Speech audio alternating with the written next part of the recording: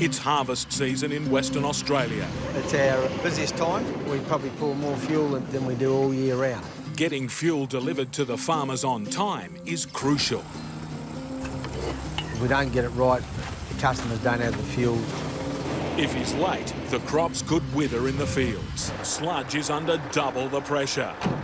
Keep the farmers in fuel and honour the Christmas promise to his son. We're ready. Yeah, we've got a full load on, about 68,000 litres, 100 tonne, all up. On his first leg north, Sludge needs to unload all his fuel and return to Perth with an empty tank. And all in one day. It'll be a big day to get around them all, and then home in the morning, reload for south.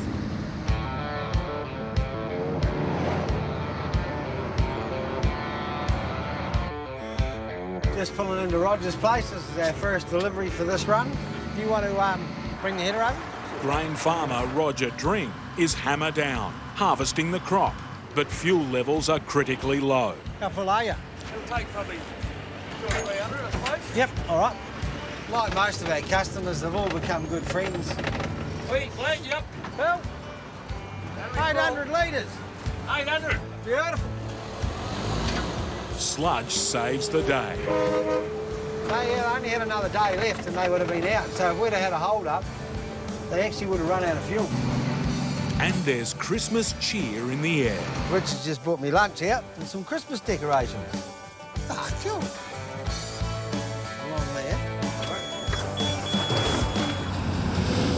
My son, Sean, and I fly out. We've got 2 weeks in New Zealand together. Just when Sludge is confident he might make the plane, at the next drop-off, there's a problem. Gotta love it. Some lovely person has left the bloody mobile in front of the Bowser. This trailer is blocking Sludge's access to the fuel tank. F***ing hopeless. If Sludge can't unload quickly, the promise to his son will be blown out of the water.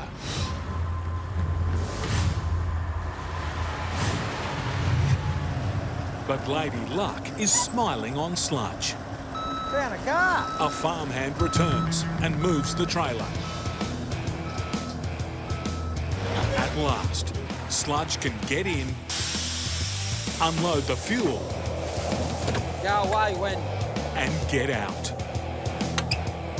All right, another one done. Oh, the day slipped away today. Just one of those days. Sludge is already 2 hours behind schedule. He needs the next fuel delivery to go smoothly. Sludge, the businessman, is crunching the numbers. I worked on 15,000 here. Something doesn't add up. I reckon we might only get rid of about 10. We're not going to take enough. That'll be a pain in the ass. To make a profit, Sludge needs to offload all the fuel, We don't get paid to take it home, we get paid to get rid of it. or he'll be lumbered with half a tank of fuel he's already paid for. Right,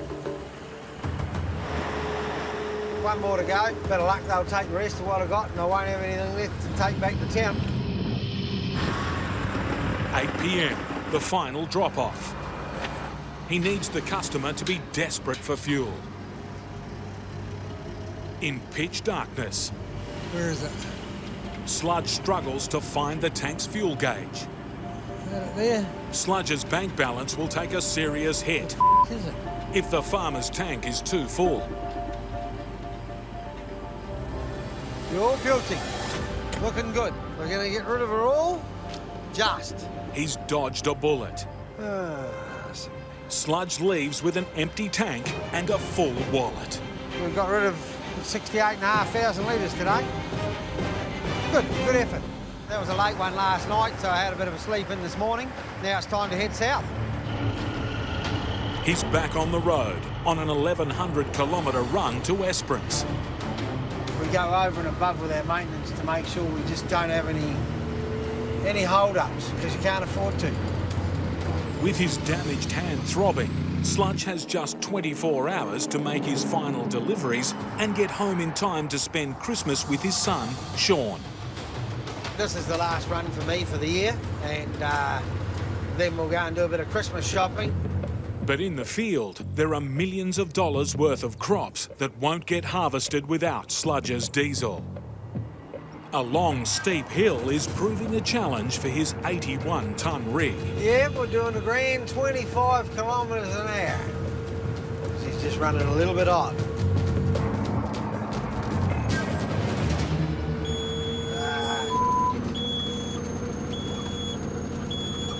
Something wrong here. Something made a bit of a pop. Sludge's truck is dangerously overheating. I'll pull up. Temperature gauge is right up. That's not normal. I should have dropped by now. I'll have a bit of a look and... Oh, shit. And see what's going on.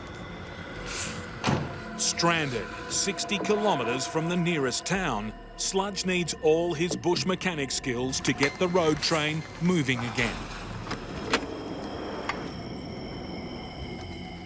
Really just a pain in the ass. I'm just going to do this.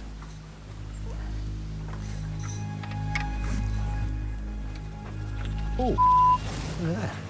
All the bolts are falling out. All the bolts are falling out the top of the alternator. Everything's come loose. The alternator is vital for charging the battery. Without it, Sludge can't move. If I haven't got any nuts, I won't be going anywhere. I've got to have the nuts to actually get it back together.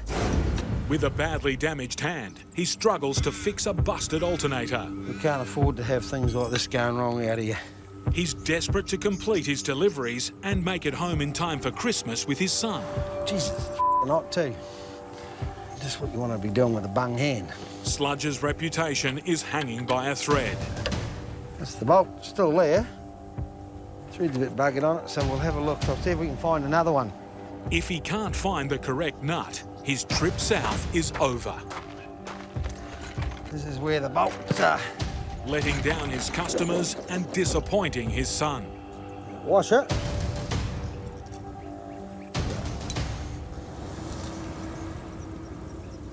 Ooh, look at that. That fits. Sludge's box of random bolts delivers. Very lucky the bolt didn't come out and cut all the fan belts up.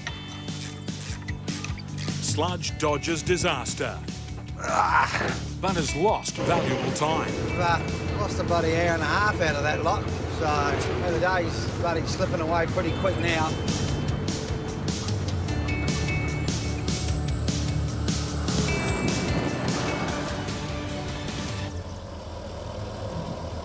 Sludge is late for the next drop-off. It's full on at this time of the year. In double quick time, he needs to position his truck and unload thousands of litres of desperately needed fuel. You never know what you're going to run into at these places. Well, somebody's been real helpful, put a truck in the road. Looks like I'm going to have to drive a bloody Volvo. Unbelievable. I'll have to go through my cupboard and get a dress out, put a skirt on. A driverless truck is causing Sludge more delays. Got to move it out of the way and so I can get in. But for this farmer, he's delivering just in the nick of time. We were on the last 2,000 litres, so we were a bit low. Hey! Mikey, How are you, mate? Here's the boss. The boss is here this morning. how's it starting up, buddy? You thought, oh, that nice bastard's going to fill me truck, surely. Sludge has one final drop-off Now we're heading out into nowhere. before he heads home for Christmas. It's the last farmer between there and the desert. How are you, mate? I'm all right. Long time no see. Been a long year, but it's finished. That's one trailer empty. Got a 7-hour run home. He's delivered almost 140,000 litres of fuel, We're going to get rid of it all? Just. suffered breakdowns, If I haven't got any nuts, I won't be going anywhere. hold-ups, No, but and driven over 1,500 kilometres in just 3 days. Finally, Sludge is back home, and just in time for a father to keep a promise to his son. it's nice to be home. Go and see the young fella and see what he's up to. Hello. I'm back. Oh, you had a good week? Yeah, have a bite. 47-year-old Queenslander Turbo is his own boss. But I like to get in, get the job done, get going and do what I've got to do. He drives his rig his way. There's only two speeds with me, flat out or dead stop. Look at that. Single bird's hitting on a post. Idiot! I transport anything and everything. Oversized loads, machinery, trucks, planes, helicopters. I cover the whole field. The long-haul specialist has clocked up more than 30 years behind the wheel. I've spent too long building my reputation and my business to ever miss a deadline or to ever miss a delivery. Oh, that hurt. But for the last 2 months, a back injury has meant he's barely been able to manage a fraction of that. Having to stop probably every 2-3 hours. I've got to get out and I've got to walk around for 10 minutes. Then I've got to keep having my medication, my painkillers and anti-inflammatories for it. Turbo's still recovering from hospital treatment to deal with the problem. For 6 long weeks, he's been at home recuperating. It has been a while since I've been out on a good trip now, since I've been in hospital. And with his wheels not turning, money's getting tight. Well, they were up on paying anyway. Yeah, you weren't going to unload unless they paid. The run to Darwin will bring in vital business, but it won't come cheap. You know, at $4.5 grand in fuel to get up there, and then $4.5 grand to come home, so there's $9,000 in fuel in a round trip in a week. Turbo's a one-man, one-truck firm. Making money means keeping moving. With 4,000 kilometres ahead, one piece of bad luck could mean disaster for Turbo and his business. If we get a delay that's going to hold us up 12, 14 hours, mate, we're absolutely...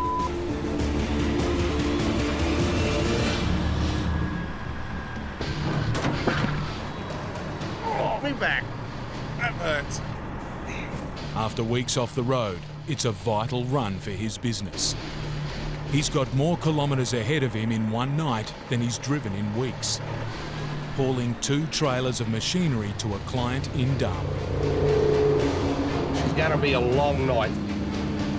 Standing in his way is the 664-metre high Toowoomba Range. As of now, we're actually on the bottom of the range.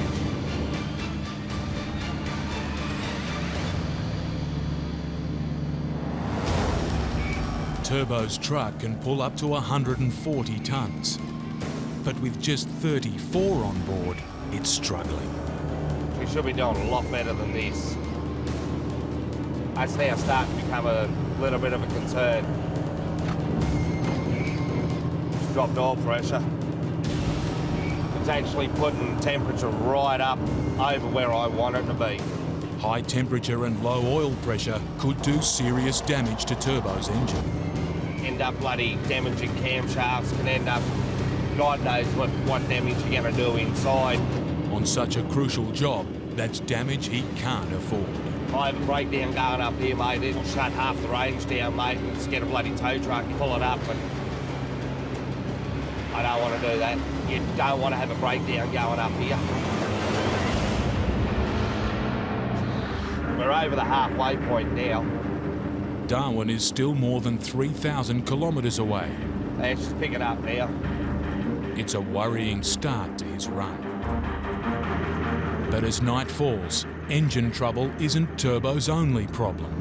My back is already starting to twinge and ache on me now, which is not good. I'm going to have to deal with pain and agony of driving and the throbbing and the numbness going through the leg.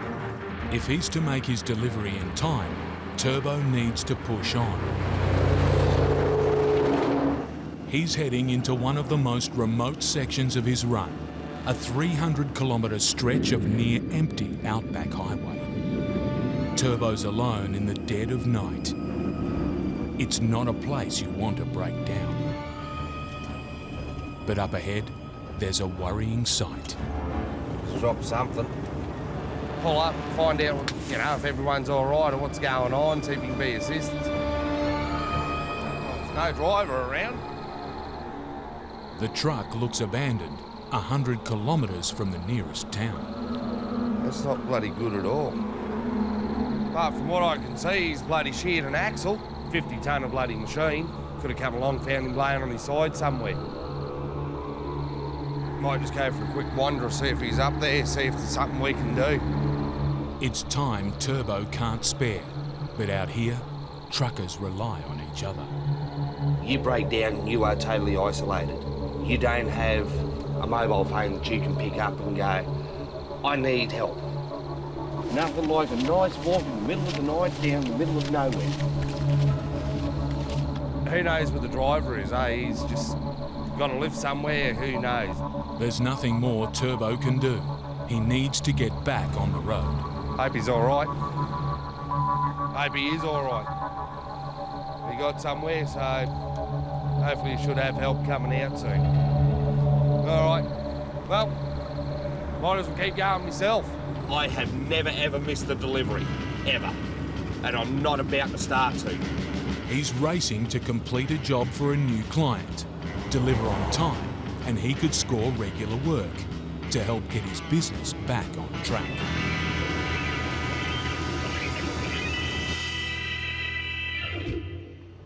But it's just not Turbo's day.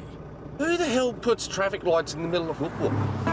Roadworks, the thing Turbo loves to hate. After being so far behind last night, now I'm going to get held up here. Is it my turn yet? Thank you.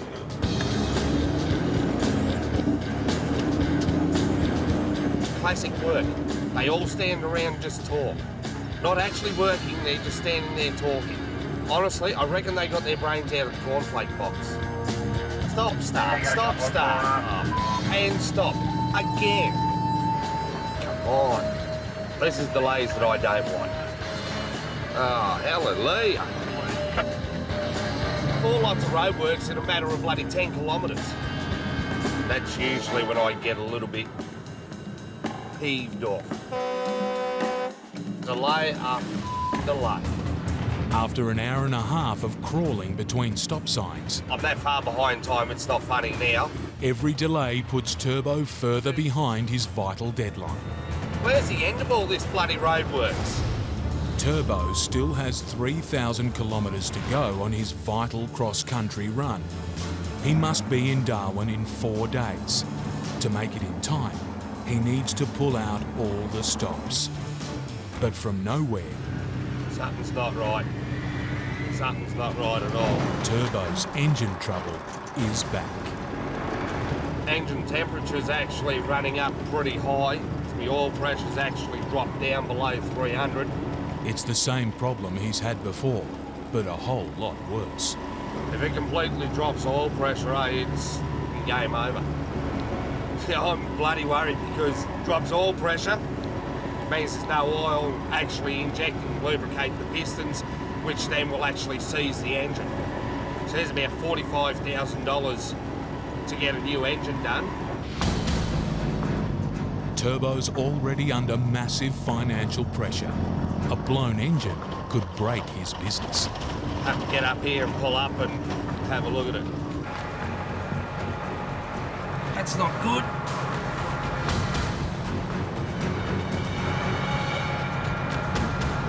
Oil coming out of the filter. The engine's losing oil.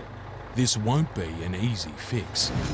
You've got to drain all the oil out of it, you've got to pull the sump off it, you've got to clean it all.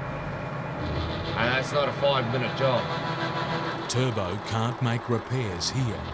He'll have to risk driving to the next town, a day and a half away. 1,700 kilometres and there's nothing.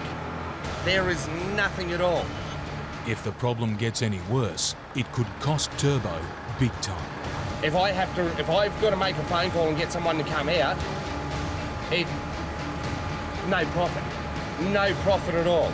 He still has 4 more days of hard trucking to go, with a precious job on the line. After weeks of frustration, waiting to get back in the cab, it's the last straw. Thanks! Jesus. need these right now.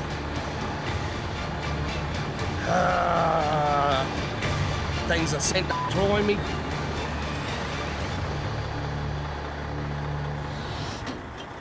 But Turbo's truck isn't the only thing playing up. All that bouncing around last night didn't really help at all. That hurt. After weeks off work, his business badly needs the cash from this job. He must make it to Darwin in one piece and on time.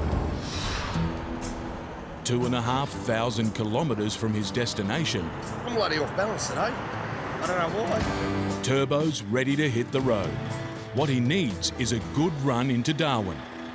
What's going on? But his truck has other plans. It's not good.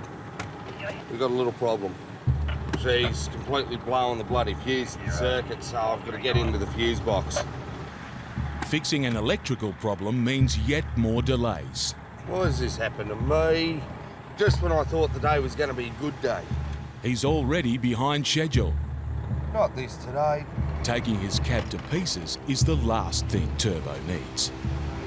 Luckily, it's just a blown fuse. A $2 replacement should do the job. Only problem, finding one. The amount of bloody crap I carry in here, right? With no replacement to hand, the fix is textbook Turbo, One hot wire. stripping down a piece of wire. We have power.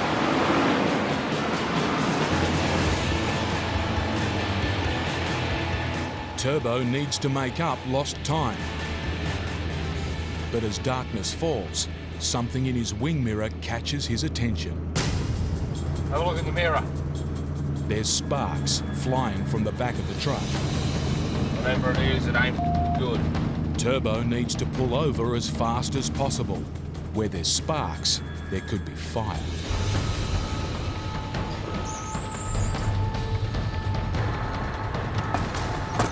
At the rear of Turbo's 40-metre road train lies the culprit. Chains.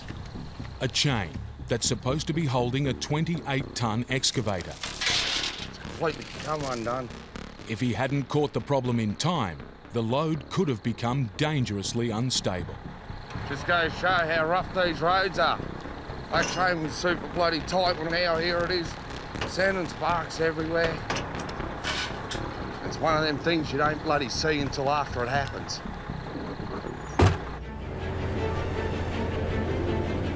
Next morning, Turbo's on the road early. He wants to check in with wife Jo in Brisbane. There. No, well, that's...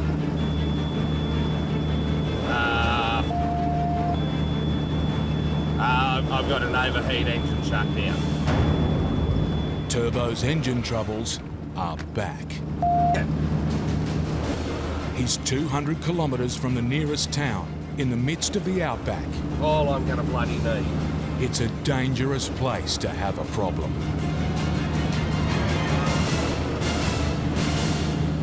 I don't know. So I bloody open that bonnet and I have a look at it. If the trouble is serious, Turbo's trip could be over right here. Under the hood, there's no sign of a problem. Turbo thinks an air pocket in the truck's cooling system might be the culprit. The header tank's full of water. What I'm actually starting to think is maybe I've got an airlock in there somewhere. He hopes that opening a release valve on the red-hot engine will clear the blockage.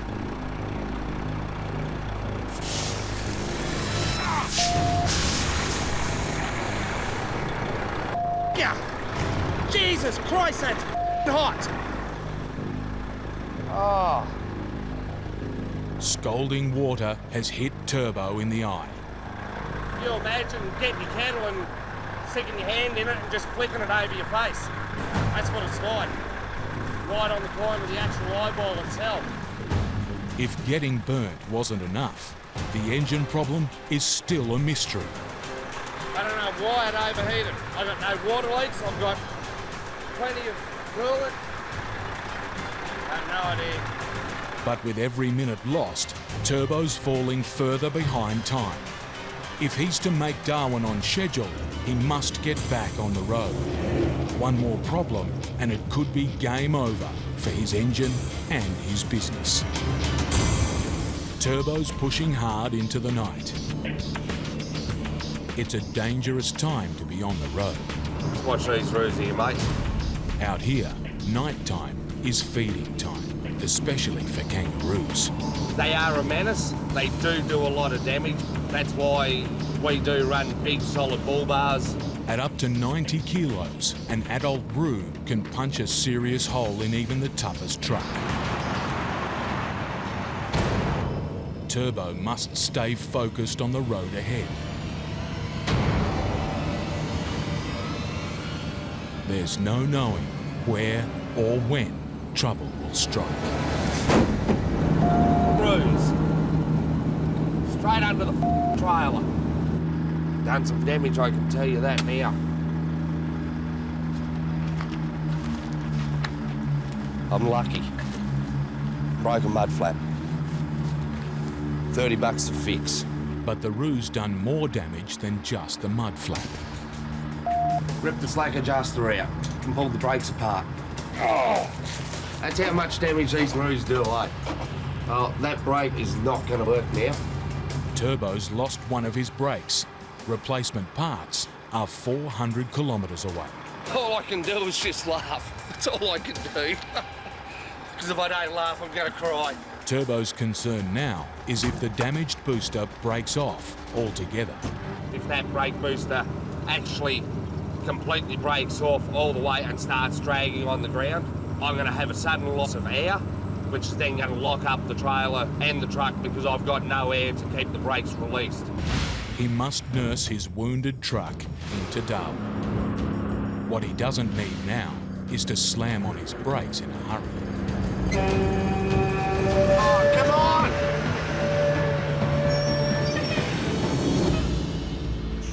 Cattle! After locking the thing to a dead stop. The truck survived the near miss. After a colossal 3,500 kilometres, the end is in sight. Almost there. 80 clicks south of Darwin. Turbo can check in with his client and bring the load home. Yeah, just let him know Turbo, P&J Transport, the excavators. You probably see me coming around the corner now. Yeah, I do. All right, mate, I start setting this, getting it ready. The customer is the one who puts the bread and butter on your table every night. My customers will always come first.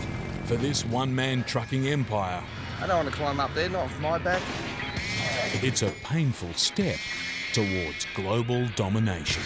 I want to become one of the biggest companies in the country. I'd like to be a global player. And I would like to be able to supply a transport service through road, air and sea.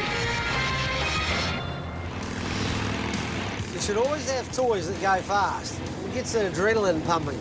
Revhead trucker Paul Sludge Andrews is racing his toughest opponent, the weather.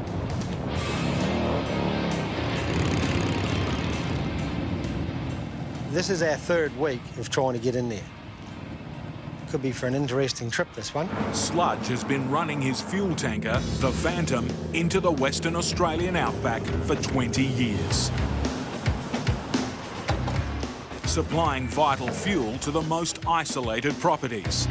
Remote stations out in the Murchison. Basically all their power is done by diesel generator or solar. Without diesel up there, everything stops. But unseasonal rain has turned Sludge's tracks into sludge. We started this job 3 weeks ago. Got the fuel loaded, the storms came in, we had a cyclone came in, and overnight dropped about 150 mils, 200 mils of rain, which basically flooded all the roads. Cut off from his fuel deliveries, Sludge's customers are getting desperate. We've had a few running out of fuel. They're running fuel in on the back of their four-wheel drives in drums. So I'm keen to get in there and get it all sorted. After weeks of sitting around, Check that out. Big boy's chair. Makes me look like a puppy. finally there's a break in the weather. Time for Sludge to get serious. Yeah, good to finally be going up there and doing this with a bit of luck. Hopefully there won't be too much trouble.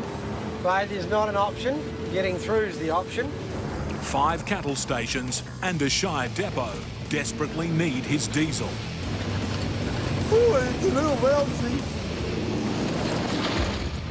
Getting to them means driving through the aftermath of a cyclonic downpour. I dare say as the day goes along, it'll turn to shit the higher we get up into the flood country. Whoa.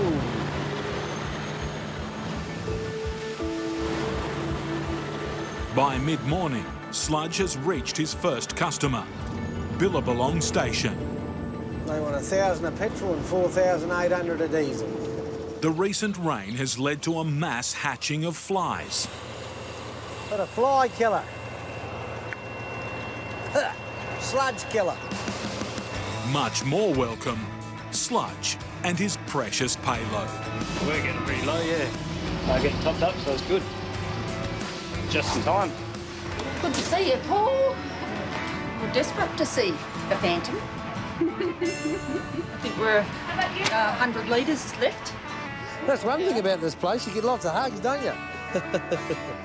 We've got a few to go yet. Keep pedaling along. 5 tons lighter, Sludge is now pushing deep into the outback. With the roads already saturated, he's getting nervous there could be more rain ahead. Yeah, I've got to meet the manager of the roadworks up at the Shire, and he's just going to fill me in. At Murchison Shire, a vital fuel drop. Because this community's all run by generator. And some crucial information. The trouble we've got here is this here is what we're going to run into that's north of us now. A massive storm front, and it's rolling in fast. We'll make a phone call and they'll make a decision whether we're allowed to go up there or not. They mightn't let us go, they might shut the roads. Yep, I think we're about bucketed with the weather. Flooding rain has closed the dirt road ahead, forcing him to make a detour. Yeah, we'll take another route across the middle here. It's a tough choice. Going this way means disappointing some of his customers. We've got 2 stations up the top we're not going to get to today. I can't afford to be stuck up there for 2 weeks in the mud. But even this alternative route is risky. Holy shit, that's where we're going. That storm is where we're coming down through this afternoon. The further he drives, Oh, here we go. the greater the threat of a 70-ton bogging. You can see the marks. Some. Ooh, ooh, ooh, wait. Yeah. Slow down here, and he'll sink. It's just sliding on top.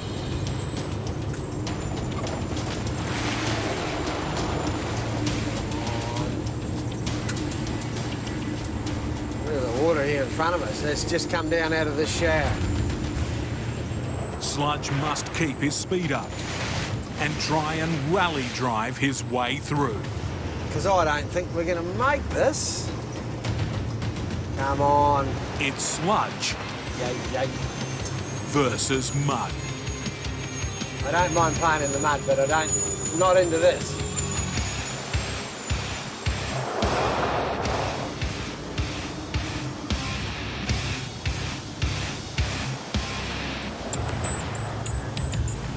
He took this route to try and avoid a treacherous track. This is the good road, yeah. It's looking really good. Instead, he's driven straight into a quagmire. Look at the water.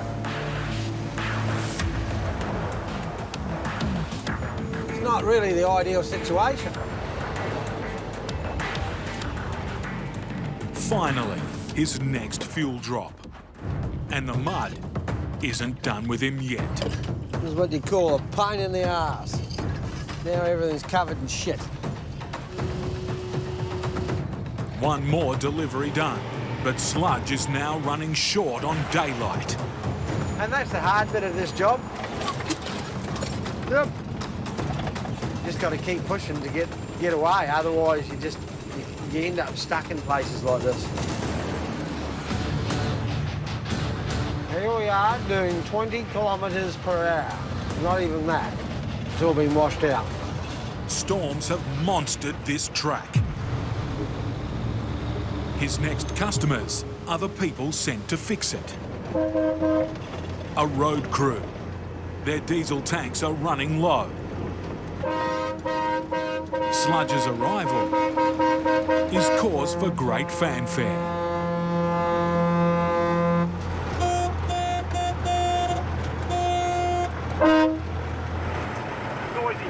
What are you doing, you silly old bastard? This is all their little camp, their setup. If they're out here, they'll stay 2 or 3 weeks, fill them up with diesel. Sludge keeps pushing.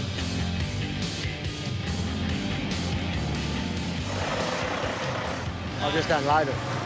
With the ever-present risk of rain, he doesn't want to finish this job in the dark. We've probably still got 300k, one more delivery down the road.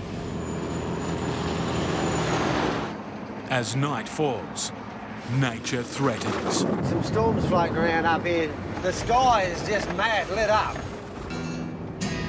Time to wrap things up. This is our last drop. Sludge has overcome terrible conditions to make it here, and his customer has a token of his appreciation. There's a bit of hot steak here with a bit of mustard on it. I'll put it under your seat. Bloody beautiful, thank you. No worries. Is that fresh tonight? Oh, just a bit of salt and pepper. Always pays to arrive at tea time, doesn't it? Thanks, mate. See ya. That's the difference between town people and bush people. Lovely. That's all done now, so, yeah, just head home. Nearly home, we're back on the bitumen. Thank Christ for that. Time to celebrate with the fruits of his labour. Nice home-cooked steak. Nothing wrong with that. Another day in the life of a truck driver. Steve's a veteran driver with a reputation for getting trucks and goods into places no one else can. I generally get to where I say I'm going very, very rarely in all the years that I've been doing it, and I go into a lot of terrible places that I don't get there. That's why people ring me up and ask me to do it again.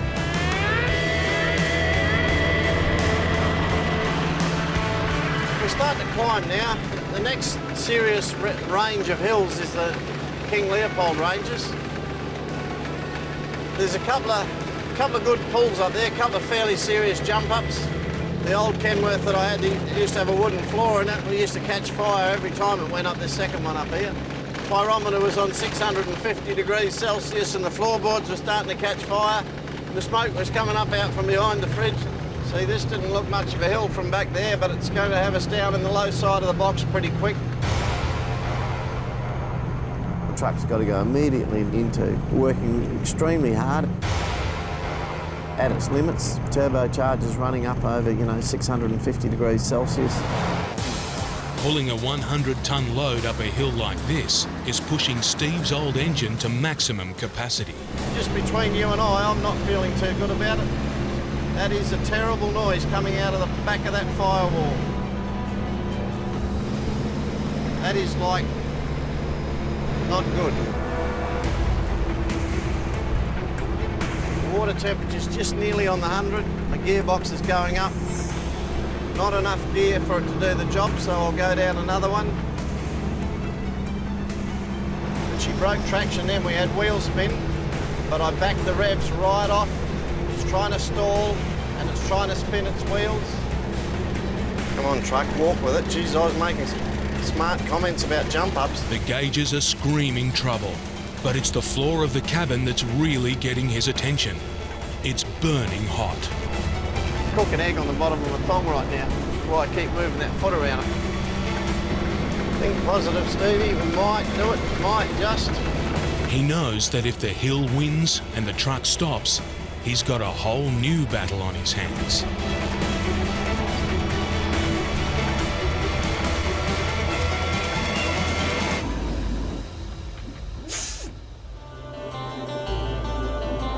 traction here, but I didn't have a low enough gear. I was in second gear, not first. He's only a few metres from making it over the crest. Right, we'll break this road train up. But now he's got the back-breaking job of uncoupling the trailers and pulling them over the top, one by one.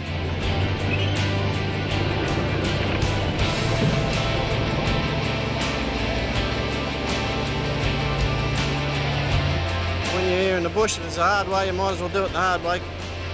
Because if you try and do it the easy way, it'll bugger up on you.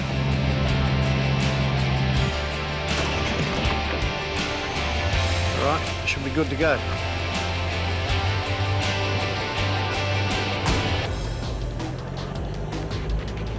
Well, that's the jump up. I would have rather not got caught on it. But anyway, that's the business.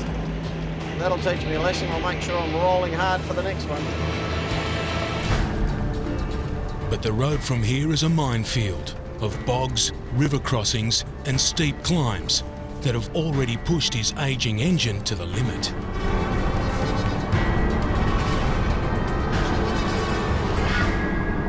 The truck's boiling. I'm just backing the revs off now and just let it everything cool down. While Steve's busy nursing his overheating engine, a local station owner radios him a warning about a river crossing up ahead. Yeah, no worries. Just be careful at the river because there's a bit of a sandbar through there is at Barnett River. Righto, the river's been up, has it? And we've got a bit of a sandbar going. Yes, it has. It's about a good half a metre deep. Okay, that might pull me up. I'll have a look at it when I get down there, eh? It's always got a bit of a challenge. There's always something going on this road. The afternoon light is just starting to go when Steve arrives at the Barnett River. It's recently been in flood, and there's a risk that under the water, heavy sand has spread across the concrete causeway, which could turn a simple crossing into a precarious one.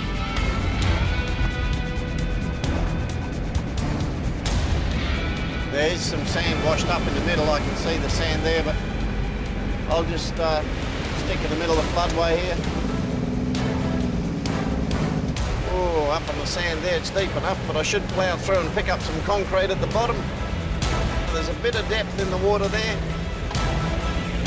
She knows she's working, the old girl. Shit, we got to...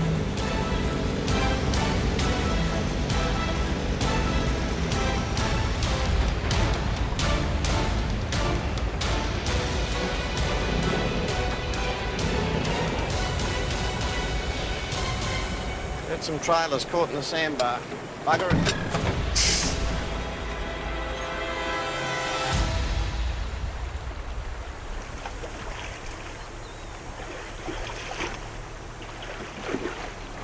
That sand is fine compressed sand, and the more wheels that got into it, finally it pulled the road train up. It's like having a brick in front of 62 wheels. As I pick it up, the water washes it away that quick. I'll just shift it out from under the wheels. But it grabs. It's very solid sand. It grabs the wheels. The shovel was nearly forgotten the other day. It was a last-minute thing. Grab the shovel. Don't forget the shovel. Well, the shovel came in handy.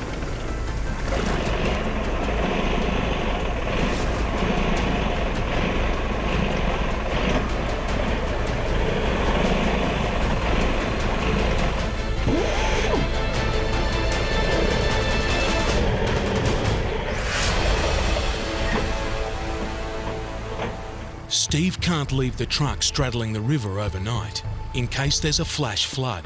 The rising water's not the only thing spooking him in this fading light.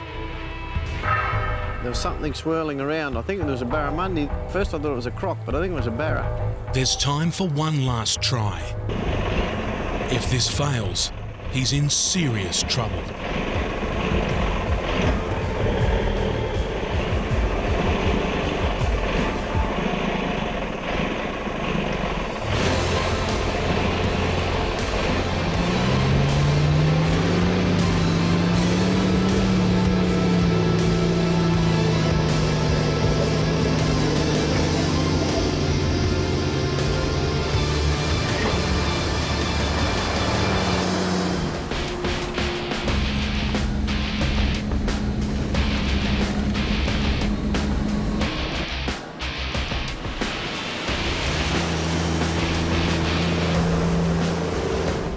see there's been a lot of rain here, a lot of rain. So all this water that was up here will have ended up down there in the creek.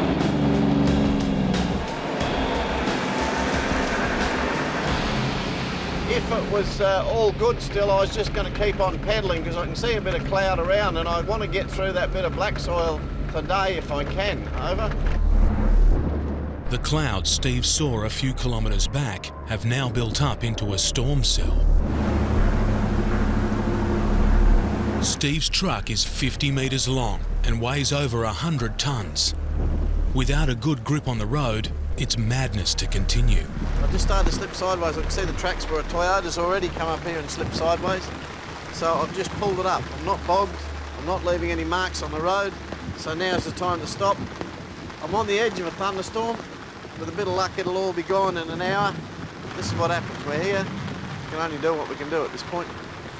But anyway, we're committed now. There's no turning this thing around here. The rain has stopped, but the road is still a bog.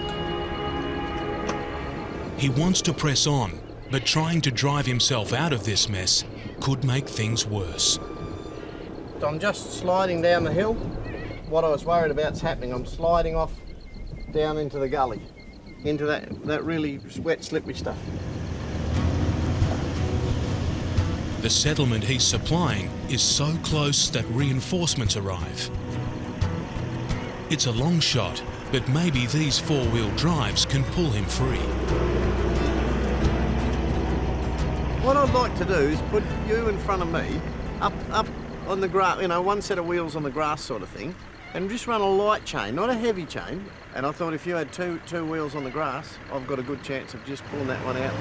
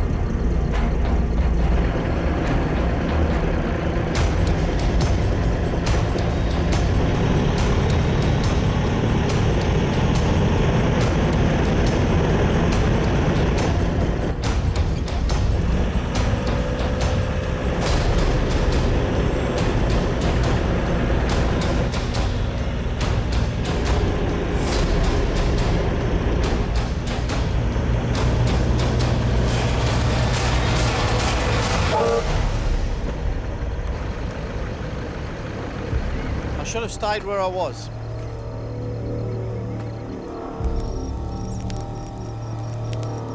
For the sake of an hour or 2 hours in Perth last week, I wouldn't be here now, I'd be in Columbaroo. And that's so frustrating, knowing you've got this window and it's narrowing and narrowing and narrowing, and then you get to within 200 kilometres of your destination and you're bogged. But anyway, that's hindsight.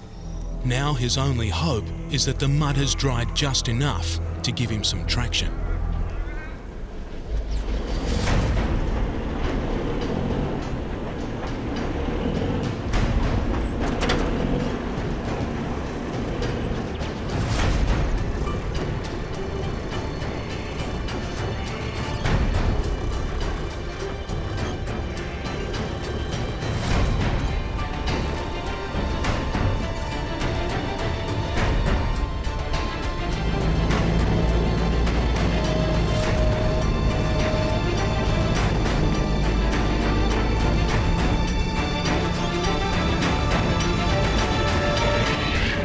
It's drying out by the minute.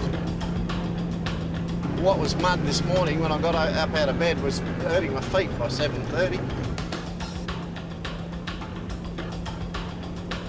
103 kilometres to go, which is the worst 103. And now the fun starts. At every point that you get to, the road gets less maintained, less cared for. Proper goat track up here. With the road in such bad shape, the people Steve's delivering to are starting to worry he'll never make it. Their inquiries are starting to get to him. I'm not bogged. I'm not bogged and I'm heading towards Theda. Over. I'm not going to get bogged for the next 80 or 90 kilometres. Over. But the road in front of him is telling a different story.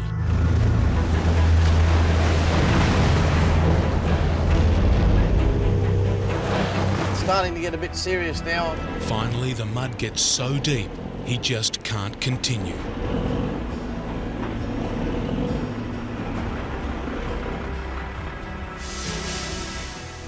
I'll split this road train up. I'll pull the lead out and I'll come back and get the dogs. I'll take the lead up there past that wet bit. A whole community is relying on Steve to make it. He's managed to get the prime mover through. The water that's laying there doesn't worry me. It's the slippery stuff getting up to the water. But there are still 2 trailers stuck and only a single chain to try and pull them out. Hit pings, that's the one that can take someone's head off.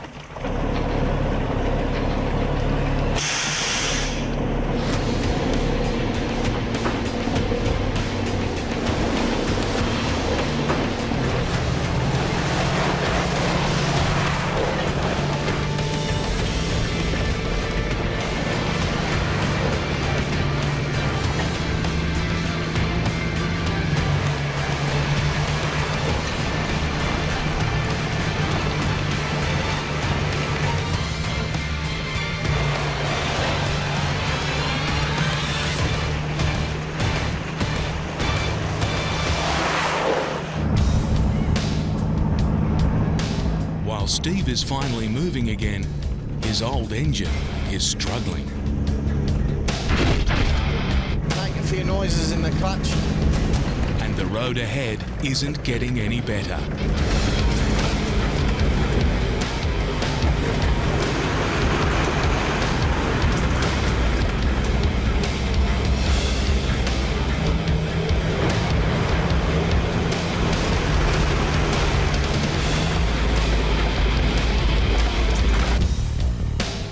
Up the road is the homestead of the Theda cattle station, and 20 kilometres beyond that is this.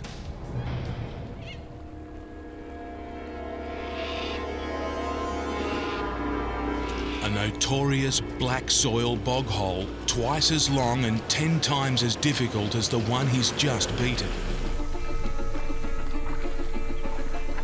Where's the shittiest bit? If it doesn't rain, and it's not going to rain for the next few hours, I'll give this a go late this afternoon. After 2 weeks of blood, sweat and mud on the road, tea and scones at the homestead sounds like a good idea. The scones are as good as ever. Well, tomorrow might be a big day. I'd like it to be. I don't like the look of the sky. Back there down the road. Oh, my Lord! The weather catches Steve out again. It looks like his tea break was a big mistake.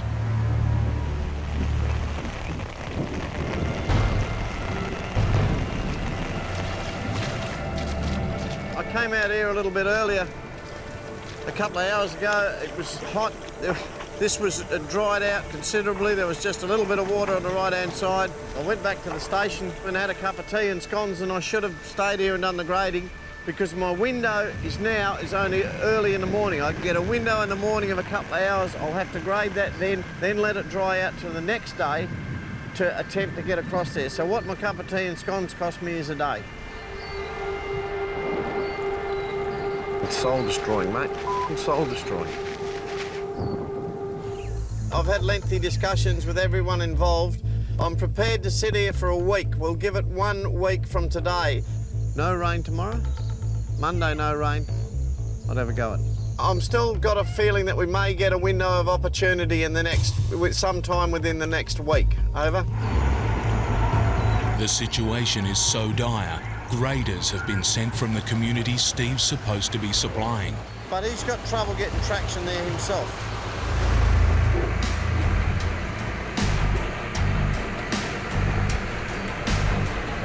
With work on the hole and the sun drying it out, Steve's ready to risk running his road train at it.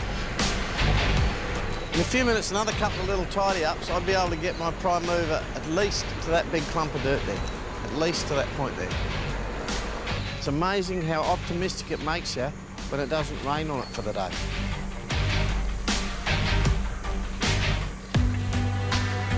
As you may see, coming back over the ridges up here, there's more cloud coming in. So if it rains again tonight, that's the end of the story. There's only one way I'm going, that's ahead at this point in time.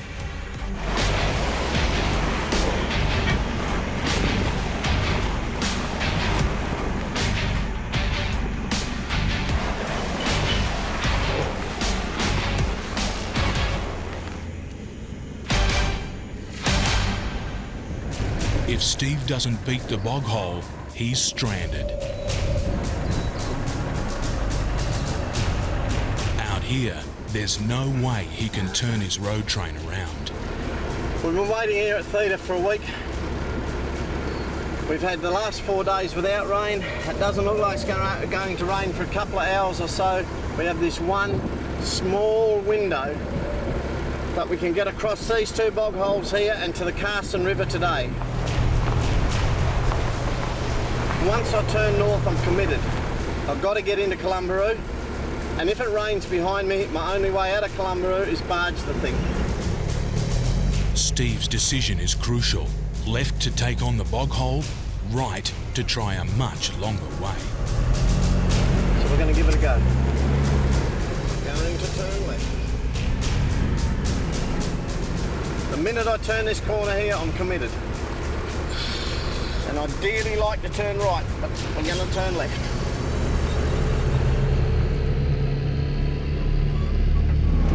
It's going to make a mess of the windows. Holy shit! Maybe not, yes.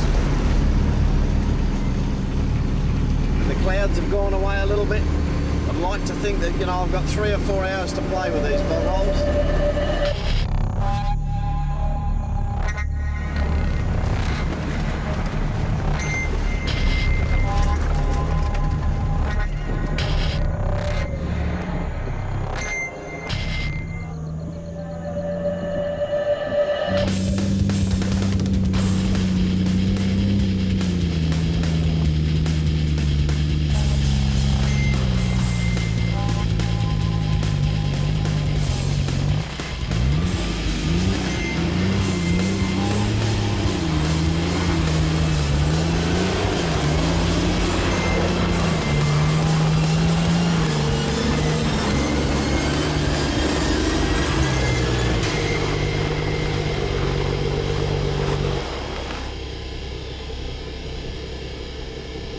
Steve's stuck halfway, but he's not defeated.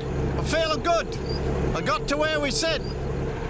The chain should reach to there. We got to where we wanted to get. Was that tyre near enough? I should be able to pull it through. From here, I've got to keep going. There's rain coming. From here, all hope rests with the chains.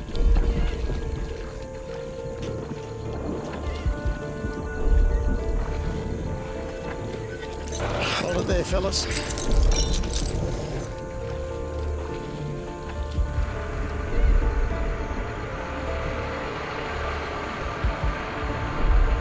One toot is go. 1, 2 stop.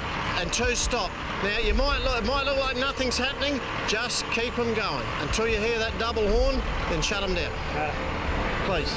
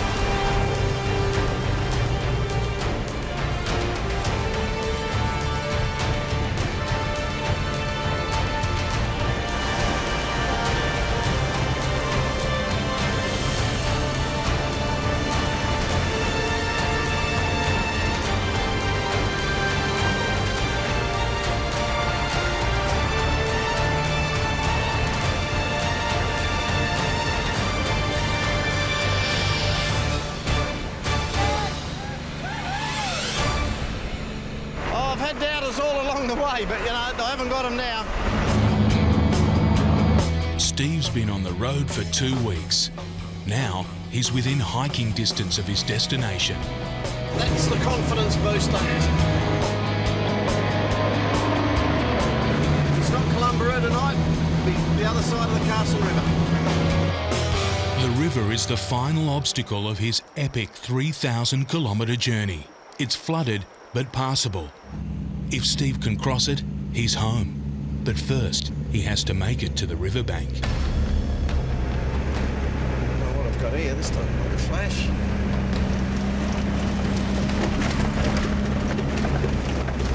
Stuff don't flash at all.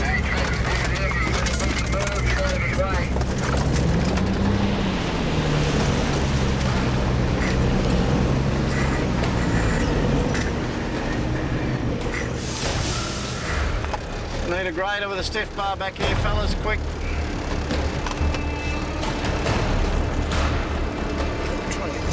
One grader or two, Steve? One'll do, thanks, mate, for a starter. See how we go. Something's wrong with the end trailers. They're dragging like dead weights. They're dug in.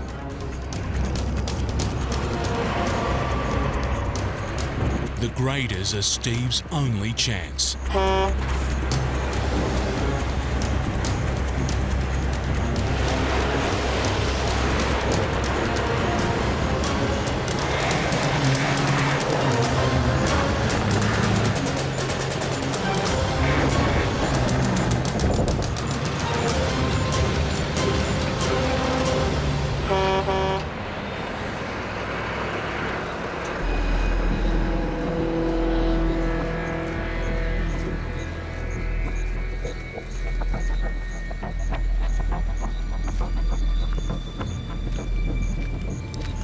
This is seriously bad news.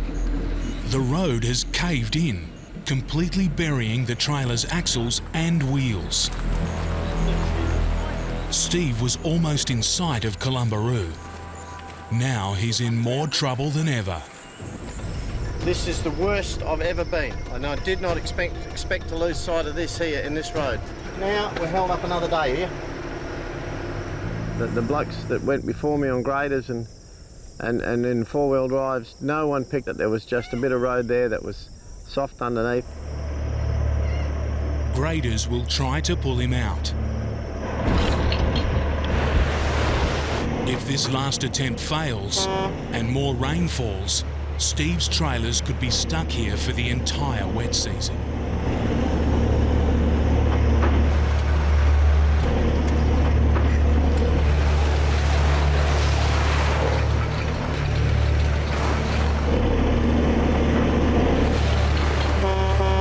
The back trailers are going nowhere.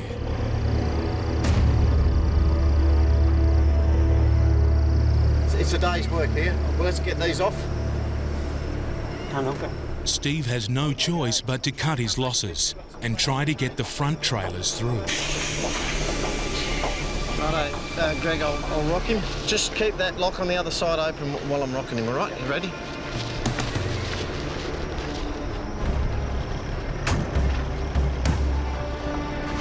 Let him go, let him go. Go!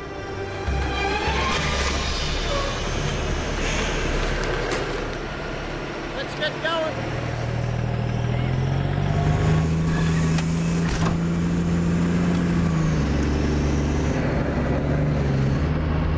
This is a setback that I really and truly didn't need. Steve has less than 50 kilometres to go, but it's on a road that was never designed for a road train. This is a bad little jump up that's a real doer. Even the smallest hill can be a struggle.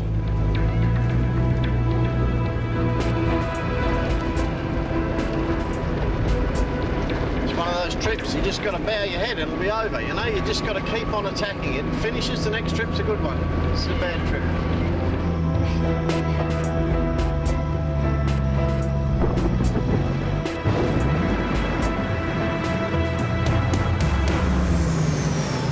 Rain, it looks like rain coming over there.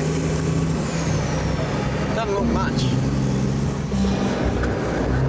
It's collapsing under me here, the shit. Up ahead is another black soil bog. Got to get through this bit of black soil before he gets here. Without his back trailers, he's lighter and shorter. Here it is.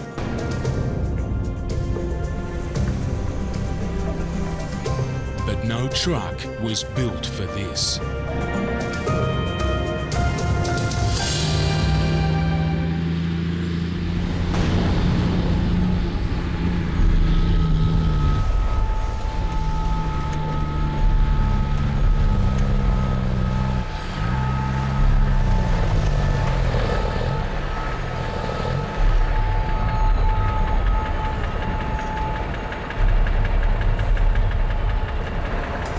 This black soil is thick, deep clay that sucked each of his wheels deep into a groove.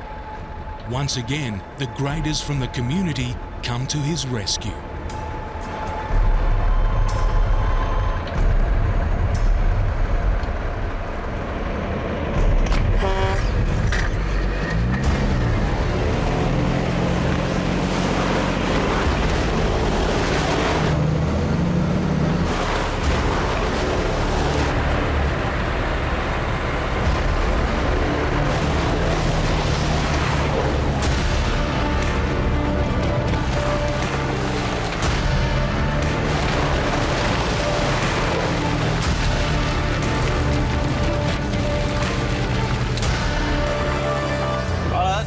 Black soil bog hole that everyone was concerned that I wouldn't get through.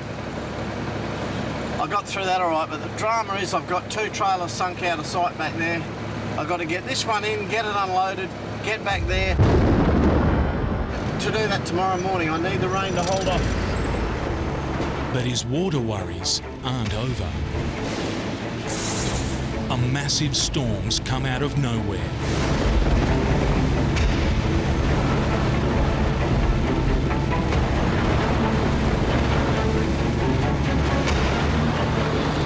Bloody thunderstorm.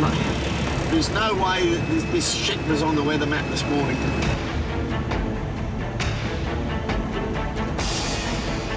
The satellite photo, the weather's clearing, there was nothing on the radar.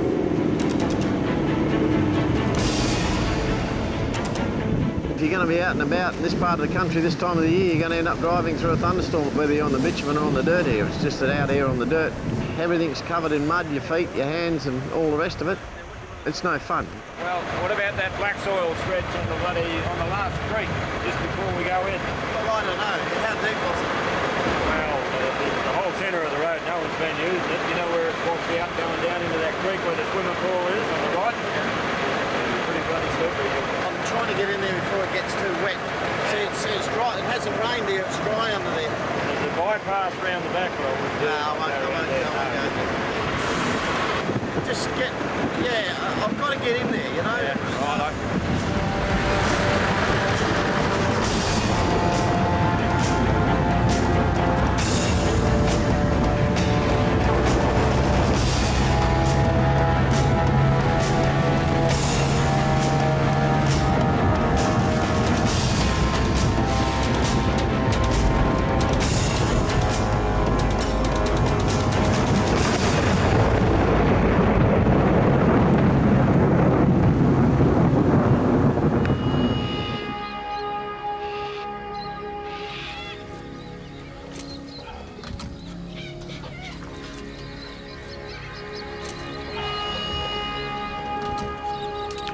Steve's truck is bogged again, just walking distance from his destination.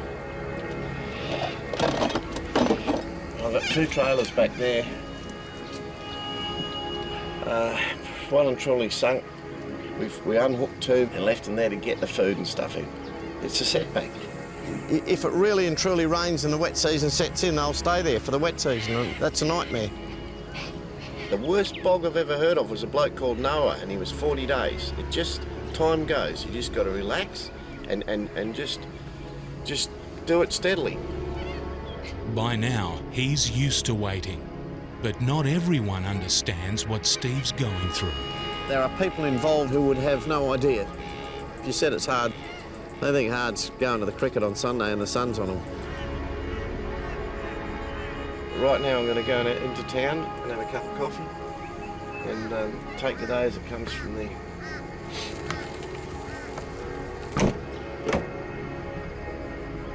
This is turning into a bit of an epic one. This is definitely an epic one. Nightmarish. Yep. I'm feeling good about it. What about you? I'm feeling good about it. Righto, you're the man. If you're feeling good, I'm good. Righto, mate, we'll do it. I'll hold up the stiff bar. You be doctor, look. Up, no, other way. Hook upwards. That's him. You got him, brother. You got him.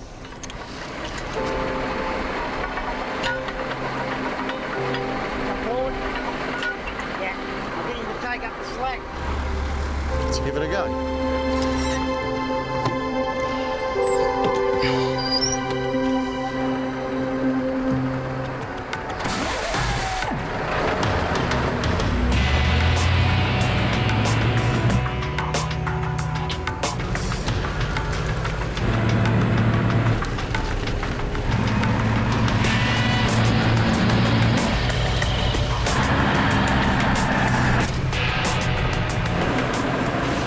Everyone's pretty happy. I especially like it that the grader and loader drivers are happy, the local blokes, because they're keen to get this load in. They're really keen. Well, the whole thing's got a community spirit to it again. All the kids out watching it come in. Those blokes driving the graders, they're dads of some of those kids. We've got a pretty good welcoming committee. Oh, if I toot the horn, everyone will stop. In a minute, I can't do it just yet. How you going, kids? Soon.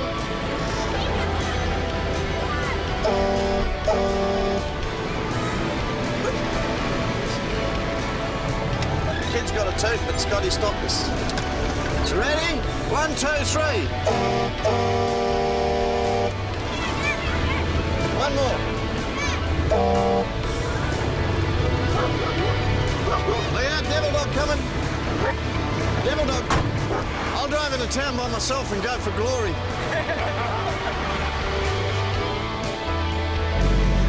So everyone's involved. It's good. It's a good feeling to get this one in. What should take 10 days took more like 45 days. The bank manager's going to see a bit of red on the sheet, and life will go on from there. It's not the end of the world. It's one of those trips that you get them.